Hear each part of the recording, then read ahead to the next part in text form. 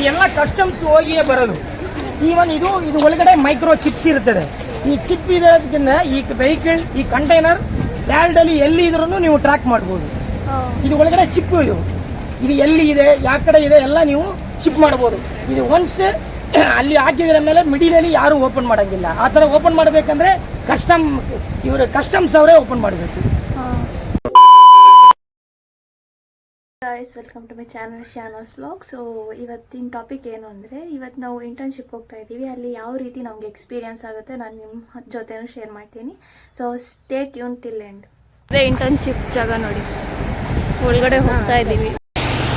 So guys, ಇಲ್ಲಿ ನಮ್ಮ roll ಏನು ಅಂದರೆ ಮೆಷಿನರೀಸ್ ಹೇಗೆ ಗ್ರಾನೈಟ್ಸ್ನ ಎತ್ತುತ್ತೆ ಅಂತ ನಾವು ಡಾಕ್ಯುಮೆಂಟ್ಸ್ ಮಾಡಬೇಕು ಅಷ್ಟೇ. ಸಿ ಗೈಸ್, ಇದೆಲ್ಲ ಮೆಷಿನರೀಸ್ ನಮಗೆ ರಿಲೇಟೆಡ್. ಸೊ ಅದಕ್ಕೆ ಇಂಟರ್ನ್ಶಿಪ್ ಬಂದಿದೆ. ಇಲ್ಲಿ ಇಟ್ಟಿದ್ದಾರಲ್ಲ ಈ ಕಲ್ಗಳನ್ನೇ ಅಲ್ಲಿ ಎಲ್ಲ ಪ್ರೊಸೀಜರ್ ಮಾಡಿ ಎಲ್ಲ ಗ್ರೆನೈಟ್ಸ್ ಮಾಡ್ತಾ ಇರೋದು. ಇವಾಗ ಈ ಮಿಡಿಲ್ ಈಸ್ಟ್ ಅಂದರೆ ಅವ್ರಿಗೆ ಲೋ ಕ್ವಾಲಿಟಿ ಲೋ ಬಡ್ಜೆಟ್ ಪ್ರೈಸಲ್ಲಿ ಬೇಕು. UK ಮಾರ್ಕೆಟ್ ಅಂದರೆ ಫುಲ್ ಹೈ ಪ್ರೈಸ್ ಬಡ್ಜೆಟ್ ಇರ್ತದೆ. ಅವ್ರಿಗೂ ಸೈಜು ಫುಲ್ ಸೈಜ್ ಬೇಕು. ಆಮೇಲೆ US ಮಾರ್ಕೆಟ್ ಅದು ಒಂದು ಟೈಪ್ ಇರ್ತದೆ. 43 ಕಂಟ್ರೀಸ್ಗೆ ಮಾಡಿರ್ತೀವಿ. UK, France, Belgium, Poland, Denmark, Brazil, grease, ಆ ಥರ 43 ಕಂಟ್ರೀಸಿಗೆ ಮಾಡ್ತೀವಿ. ಈ ಥರ ಆಗಿತ್ತಲ್ಲವ, ಈ ಥರ ಸೆಟ್ ಆಗಿರೋ ಮೇಲೆ ಅವ್ರಿಗೆ ಯಾವ ಥರ ಬೇಕು. ಮಿನಿಮಮ್ ಥಿಕ್ನೆಸ್ ನಾನು ಕಟ್ ಮಾಡೋದು 20 mm, ಅರ್ಧ ಇಂಚು, ಮುಕ್ಕಾಲು ಇಂಚು, ಅಪ್ ಟು 30 ಸೆಂಟಿಮೀಟ್ರ್ ತನಕ ನಾವು ಕಟ್ ಮಾಡ್ತೀವಿ. 30 ಸೆಂಟಿಮೀಟ್ರ್ ಅಂದರೆ 1 ಫೀಟು ಅಷ್ಟರ ತನಕ ಮಾಡ್ಬೋದು. ಇವಾಗ ಈ ಥರ ಆಗಿರೋ ಮೇಲೆ ಹಿಂಗೆ ಹೋಗಿ ಈ ಥರ ಜಾಗ ಇದೆ.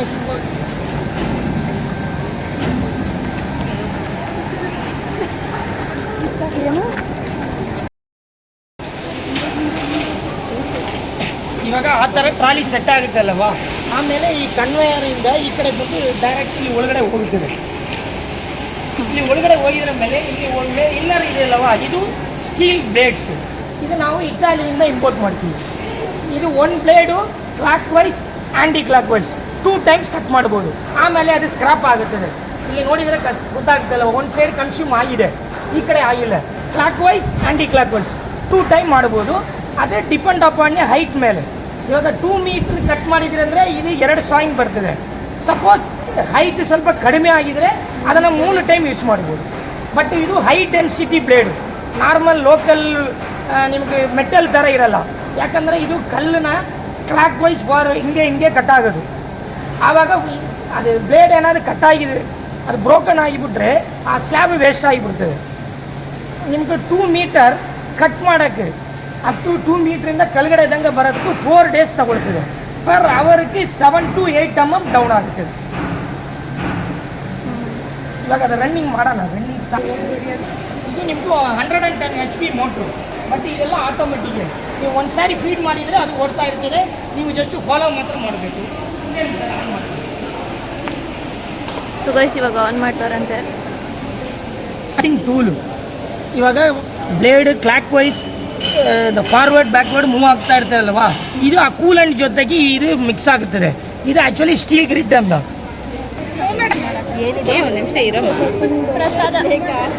ಅದು ಕಸ್ಟಮೈಸ್ಡ್. ಅವ್ರಿಗೆ ಕಸ್ಟಮರ್ ಹೆಂಗೆ ಕೇಳ್ತಾರೋ ಅದ್ರ ಮೇಲ್ಗಡೆ ನಾವು ಬರ್ಕೊಂಡು.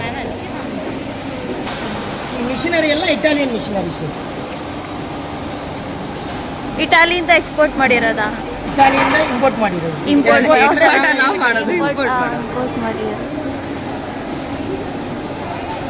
ಸೊ ಗೈಸ್, ಇದು ಸ್ಟಾರ್ಟ್ ಆಗ್ತಿದೆ ಗೈಸ್. ಇದು 110 HP ನೂರ್ತದೆ. ಅದೇ ಟೈಮ್ ಆನ್ ಆಗಲ್ಲ. ಫಾರ್ವರ್ಡ್ ಬ್ಯಾಕ್ವರ್ಡ್ ಹೋಗಿ ರೋಲ್ ಆಗಿ ರನ್ ಮಾಡೋದು.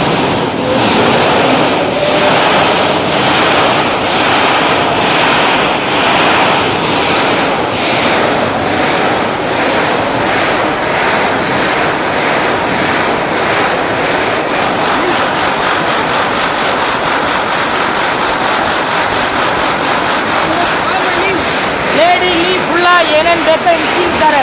ಇದು ಫಾರ್ವರ್ಡ್ ಬ್ಯಾಕ್ವರ್ಡ್ ಹೋಗ್ತಾ ಇರ್ತದೆ. ಮೇಲ್ಗಡೆಯಿಂದ ಕೂಲೆಂಟ್ ಫ್ಲೋ ಆಗುತ್ತದೆ.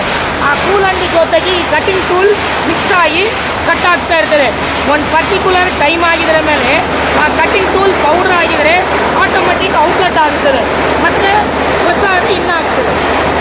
ಇವಾಗ ನಿಮಗೆ ಮೇಲ್ಗಡೆ ಹೋಗಿ ನೋಡಬೇಕಂದ್ರೆ ಒಂದು 5 ಮೆಂಬರ್ಸ್ ಬಟ್ ನೋಡಿಬಿಟ್ಟು ಹೋಗಬೇಕು. ತುಂಬ ಜನ ಹೋಗ್ಬೇಡಿ. 5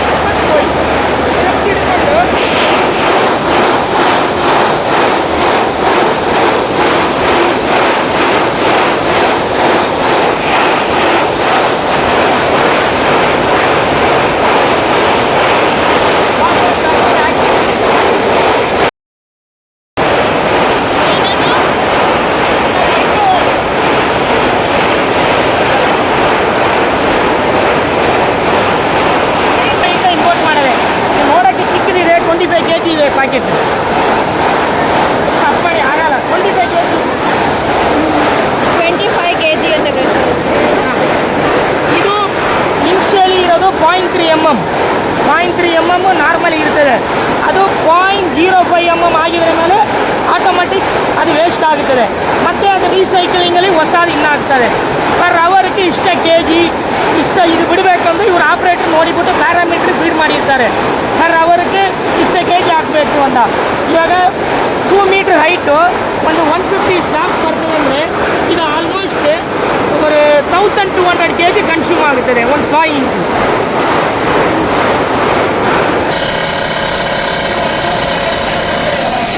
ಸ್ಲಾಬ್ ಬಿಗ್ ಸೈಜ್ ಇರ್ತದೆ. ಇವಾಗ ನಿಮ್ಮ ಮನೆಗೆ ಕಿಚನ್ ತಗೊಂಡ್ರು ಆ ಥರ ಎಕ್ಸಾಕ್ಟ್ ಸೈಜ್ ಬೇಕಂದರೆ ಇದು ಕಟ್ ಮಾಡೋದು. ಇದು CNC ಮಿಷಿನು. ಇದು ಆ್ಯಕ್ಚುಲಿ 5 ಆಕ್ಸಿಸ್ ಇರ್ತದೆ. 5 ಆಕ್ಸಿಸ್ ಅಂದರೆ X Y W Z R 5 ಆ್ಯಕ್ಸಲ್ಲಿ ಇದು ರೊಟೇಟ್ ಆಗುತ್ತದೆ. ಇವಾಗ ಇದು ಲೀನಿಯರ್, ಇದು ಹಿಂಗೆ ಟರ್ನ್ ಮಾಡ್ಬೋದು, ಈ ಥರ ಮಾಡ್ಬೋದು, ಈ ಥರ ಆ್ಯಂಗಲಲ್ಲಿ ಅಲ್ಲಿ ಹಾಕಿದರೆ ನೋಡಿ X Y Z W ಹಾಕಿ ಹೋಗೋದು. ಇದರಲ್ಲಿ ಹೋಗಿರ್ತೀರಲ್ಲ ಆ ಥರ ನೀವು ಮಾಡ್ಬೋದು. ಬಟ್ ಇದೆಲ್ಲ ಕಂಪ್ಯೂಟರ್ ಇದೆ. ಒಂದ್ಸಾರಿ ಕ್ಲಿಕ್ ಮಾಡಿಬಿಟ್ರೆ ಇದು ಆಟೋಮೆಟಿಕ್ ರನ್ ಆಗುತ್ತೆ.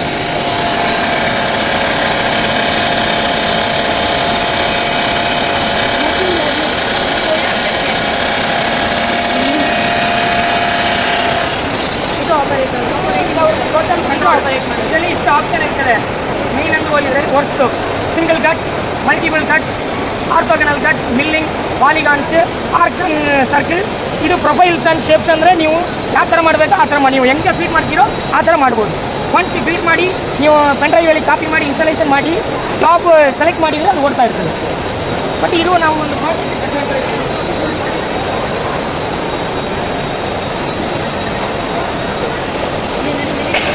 Raw material oxygen plus LPG ಎರಡೂ ಮಿಕ್ಸ್ ಮಾಡಿ ಸಮ್ ರೇಷಿಯೋಲಿ ಬರ್ನ್ ಮಾಡೋದು. ನೀವು ಗ್ಯಾಸ್ ಇದೆ ಅಲ್ವಾ ಅದರಲ್ಲಿ ಫ್ರೀಸ್ ತಗೊಂಡು ಬರೋದು, ಬರ್ನ್ ಮಾಡಿ ಫ್ರೀಸ್ ಮಾಡೋದು.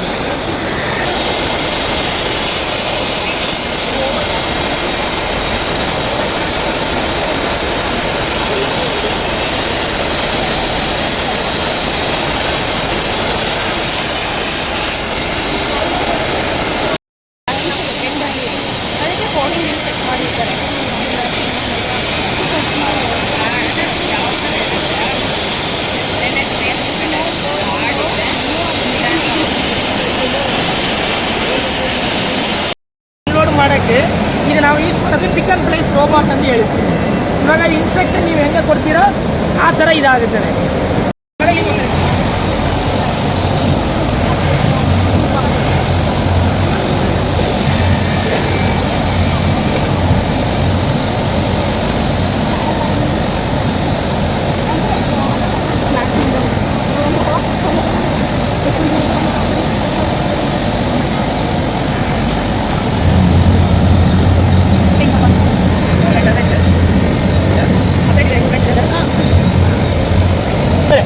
ಇಲ್ಲಿ ಇರೋದಲ್ಲ ಇದು ಇದು ಅಲ್ಲಿ ಇರೋದಲ್ಲ ಎನ್ಕೋಡಸ್, ಅಲ್ಲಿ ಲೈಟ್ ಇದೆ ಅಲ್ವಾ.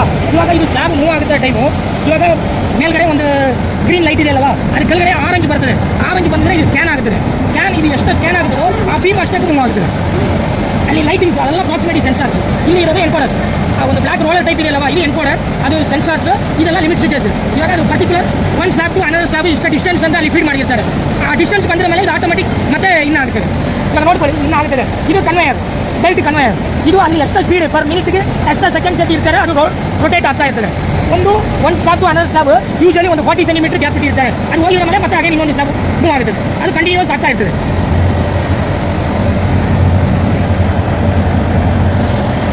ಟಚ್ ಮಾಡ್ಬೋದಾ? ಇದೇನು ಇದು ರೋಲರ್ಸ್ ಬಟ್ ಈಗ ಡಿಪೆಂಡ್ ಅಪಾನ್ ಹೈಟ್ ಮೇಲೆ ವೇರಿ ಆಗುತ್ತೆ. ಇವಾಗ ಅದು ಮೂವ್ ಆಗ್ತದೆ ನೋಡಿ. ಇವಾಗ ಅದು ಲೈಟಿಂಗ್ ಸೆನ್ಸ್ ಆಗುತ್ತದೆ. ಅಲ್ಲಿ ಸೆನ್ಸ್ ಆಗಿದೆ ನೋಡಿ, ಅಲ್ಲಿ ಆರೆಂಜ್ ಆಗಿದೆ ಜಾಗ ಆ ಬೀಮ್ ಮೂವ್ ಆಗುತ್ತದೆ. ಈ ಕಡೆ ಸೆನ್ಸ್ ಆಗಿಲ್ಲ. ಇನ್ ಕೇಸ್ ನೀವೇನಾದ್ರು ಕೈಯಲ್ಲಿ ಇಲ್ಲಿ ಸ್ಕ್ಯಾನ್ ಮಾಡಿಬಿಟ್ರೆ ಈ ಬೀಮ್ ಈ ಕಡೆ ಬಂದುಬಿಡ್ತದೆ. ಅಲ್ಲಿ ಸೆನ್ಸ್ ಆಗಿದೆ ನೋಡಿ, ಆರೆಂಜ್ ಅಷ್ಟೇ ಬೀಮ್ ಮೂವ್ ಆಗುತ್ತದೆ. ಎಲ್ಲ ಫೋಟೋ ಎನ್ಕೋಡೋಸ್ಕರ ಗ್ರಾನೈಟ್ ಸ್ಕ್ಯಾನ್ ಮಾಡಿಬಿಡ್ತದೆ. ಅದಕ್ಕೆ ಅಲ್ಲಿ ಆಟೋಮೆಟಿಕ್ ಅಲ್ಲಿ ಕೋಡಿಂಗ್ ಮಾಡಿರ್ತಾರೆ, ಅದು ಫೀಲ್ ಆಗ್ತದೆ.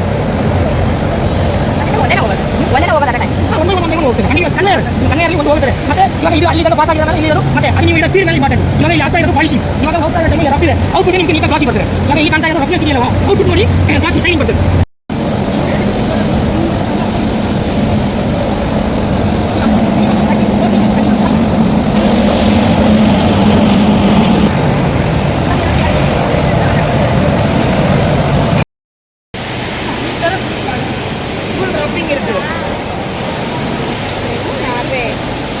ನಾರ್ವೆಂದ ಇಂಪೋರ್ಟ್ ಮಾಡಿರೋದು.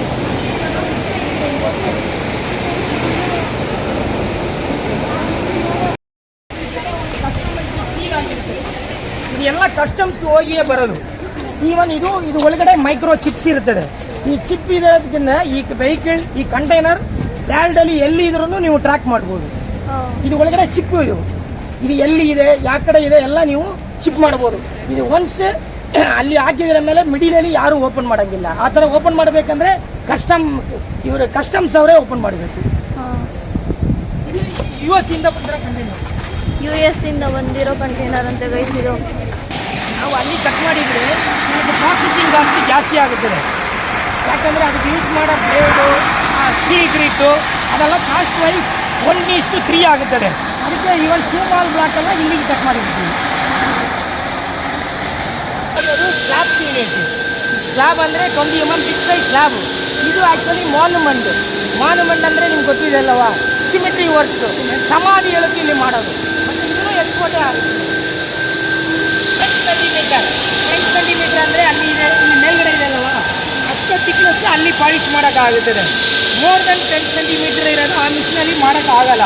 ಯಾಕೆಂದರೆ ಕನ್ವೇಯರ್ ಟು ಆ ಹೆಡ್ ಹೋಲ್ಡರ್ ಹೈಟ್ ಇದೆ ಅಲ್ಲವಾ, 10 ಸೆಂಟಿಮೀಟರ್ ಮೇಲ್ಗಡೆ ಹೋಗಿದರೆ ಅದು ಟಚ್ ಆಗುತ್ತದೆ. ಇವಾಗ ನಮಗೆ 10 ಸೆಂಟಿಮೀಟರ್ ಮೇಲ್ಗಡೆನೂ ಆರ್ಡರ್ ಇರುತ್ತದೆ. ಅದಕ್ಕೂ ಇದು ಪರ್ಚೇಸ್ ಮಾಡಿರೋದು. ಇದು ಫ್ರಾನ್ಸಿಂದ ಬಂದಿರೋದು. ಇದು ಹೆಂಗೆ ಅಂದರೆ ಅಲ್ಲಿ 10 ಹೆಡ್ ಇರ್ತದೆ. 10 ಹೆಡ್ಡಲ್ಲಿ ಅಲ್ಲಿ 8 ಹೆಡ್ ಇರ್ತದೆ. ಅಲ್ಲಿ ಸೀಕ್ವೆನ್ಸ್ ಇನ್ಸ್ಟಾಲೇಷನ್ ಮಾಡಿರ್ತಾರೆ. ಇವಾಗ ಅದು ಏನು ಮಾಡ್ತಾರೆ, ಒಂದು ಹೆಡ್ ಇದು ರನ್ ಕವರ್ ಮಾಡಿದ್ದಾರೆ. ಪ್ಯಾರಾಮೀಟ್ರ್ ಫೀಡ್ ಮಾಡಿದರೆ ಅದು ಎಷ್ಟು ಪರ್ಸೆಂಟೇಜ್ ಓಡಿದೆ. ಪ್ಲಸ್ ಇಲ್ಲಿರೋ ಮಿಷಿನರೀಸ್ ಎಲ್ಲ ಏನೋ ಇನ್ ಕೇಸ್ ಏನಾದರೂ ಮೇಂಟೆನೆನ್ಸ್ ಆಗಿದೆ ಅಂದರೆ ಇದಕ್ಕೆ ಇಂಟರ್ನೆಟ್ ಕನೆಕ್ಷನ್ ಮಾಡಿ ಅಲ್ಲಿ ಫ್ರಾನ್ಸ್ ಅವ್ರಿಗೆ ಕನೆಕ್ಟ್ ಮಾಡಿಬಿಟ್ರೆ ಅಲ್ಲಿಂದಲೇ ಇದನ್ನು ಏನು ಪ್ರಾಬ್ಲಮ್ ಇದೆ, ಏನು ಕಂಪ್ಲೇಂಟ್ ಇದೆ ಅಂತ ರೆಡಿ ಮಾಡ್ಬೋದು.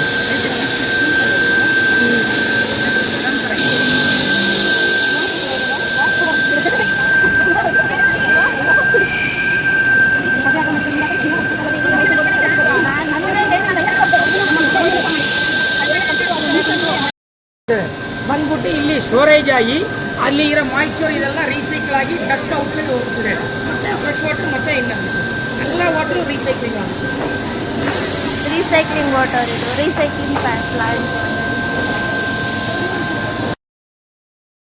ಇವತ್ತಿನ ಬ್ಲಾಗು ಗ್ರಾನೈಟ್ಸ್ ಹೇಗೆ ಮ್ಯಾನುಫ್ಯಾಕ್ಚರ್ ಇಲ್ಲ, ಹೇಗೆ ತಯಾರಾಗುತ್ತೆ ಮತ್ತು ಹೇಗೆ ಕಟ್ ಆಗುತ್ತೆ, ಹೇಗೆ ಪಾಲಿಷ್ ಆಗುತ್ತೆ ಅಂತ ಎಲ್ಲ ಈ ವಿಡಿಯೋಲಿ ನೋಡಿದ್ರಲ್ಲ. ಸೊ ನಿಮಗೆ ಇಷ್ಟ ಆಗಿದೆ ಅಂತ ಅಂದ್ಕೊಂಡಿದ್ದೀನಿ. ಪಾರ್ಟ್ 2 ಬೇಕು ಅಂದರೆ ನಾಳೆನೂ ಹೋಗಿ ಮಾಡ್ತಾ ಇದ್ದೀವಿ ನಾವು. ಪಾರ್ಟ್ 2 ಬೇಕಂದರೆ ಕಮೆಂಟ್ ಮಾಡಿ. ಸೊ ಇವತ್ತಿಗೆ ಇಷ್ಟೇ, ಸಿಗೋಣ ನೆಕ್ಸ್ಟ್ ವ್ಲಾಗಲ್ಲಿ. ಅಲ್ಲಿ ತನಕ ಬಾಯ್. ಲೈಕ್, ಶೇರ್, ಸಬ್ಸ್ಕ್ರೈಬ್ ಮಾಡೋದನ್ನ ಮರಿಬೇಡಿ.